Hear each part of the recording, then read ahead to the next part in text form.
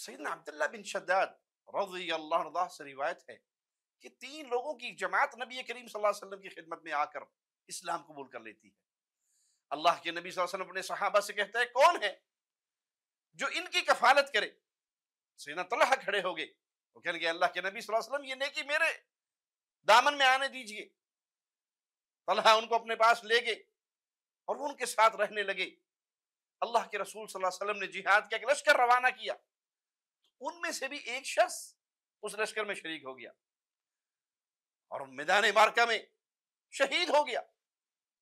कुछ अरसे बाद आप सल्लल्लाहु अलैहि वसल्लम ने दूसरा लश्कर रवाना किया, तो दूसरा आदमी उनमें से वो उस लश्कर में शामिल हुआ और अल्लाह की शान के वो भी शहीद हो गया। तीसरा आदमी कुछ अरसे जिंदा रहा सैयदना तलहा के पास और फिर वो तभी मौत फौत हो गया। एक दिन सैयदना तलहा ख्वाब देखते हैं कि वो जो 3 आदमी उनके पास थे वो तीनों जन्नत में हैं, लेकिन जन्नत में जो तभी मौत मरा था, तभी मौत जिस पर वारिद हुई थी, वो आला मकाम पर हैं, वो आगे हैं। फिर जो दूसरे नंबर पे शहीद हुए थे वो उनसे पीछे, और जो फिर सबसे पहले शहीद हुए थे वो तीसरे नंबर पे हैं। तो उन्हें बड़ा ताज्जुब हुआ कि सबसे पहले शहीद होने वाला सबसे पीछे, उनके बाद शहीद होने वाला दरमियान में, और सबसे आखिर में तभी मौत फौत होने वाले वो सबसे आगे। उन्होंने आकर अल्लाह के नबी सल्लल्लाहु अलैहि वसल्लम से इसका तज़किरा किया, तो आपने कहा कि इस पर किस बात का ताज्जुब?